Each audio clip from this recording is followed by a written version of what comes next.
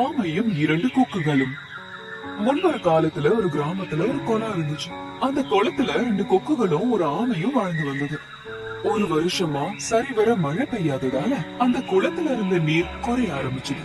இந்த நிலையில 2 கொக்குகளும் வானத்துல பறந்துட்டு இருக்கும் போது அதுங்களுக்கு ஒரு புதிய குளம் தெரிஞ்சது. அந்த குளம் முழுக்க நிறைய நீர் நிறைஞ்சிருந்தது. அந்த குளத்துல தவளைகள், மீன்கள், நண்டுகள் இருப்பதை பார்த்து சந்தோஷப்பட்டுச்சுங்க. அதுங்க தங்கி இருந்த குளத்தை விட்டு புது குளத்துக்கு வரலான்னு முடிவு பண்ணுச்சுங்க. உடனே அங்க இருந்து போச்சுங்க. இந்த விஷயத்த பத்தி பேசிட்டு இருக்கும் போது அத பக்கத்துல இருந்த ஆமையும் கேட்டுடுச்சு.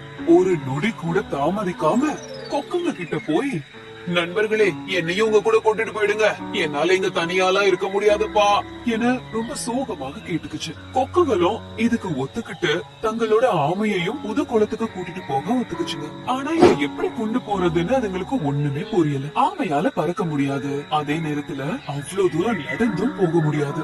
சரி, அதை தூக்கிட்டு போலான்னு நினைச்சா ஆமையால கொக்கு முதுகலையும் உட்கார முடியாது. பல மணி நேரம் யோசிச்சு அதுங்களுக்கு ஒரு ஐடியா வந்துச்சு.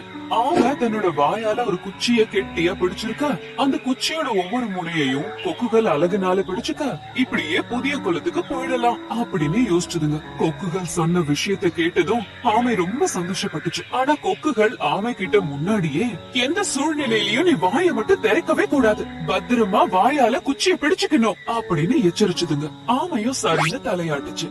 மறுநாள் விடிந்த உடனேயே திட்டப்படியே கொக்குகள் ஆமைய தூக்கிட்டு பறக்க ஆரம்பிச்சுதுங்க.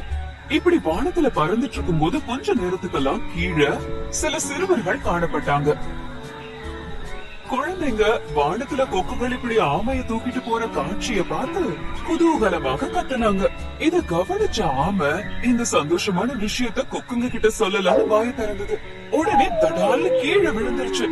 இவ்ளோ உயரத்துல இருந்து கீழே குதிச்சதுனால ஆமை இறந்து போயிடுச்சு. அதனாலதான் வரப்போற ஆபத்தை முன்கூட்டியே தெரிஞ்சுக்கணும். புத்திசாலித்தனமா எப்பவும் யோசிச்சுக்கணும்.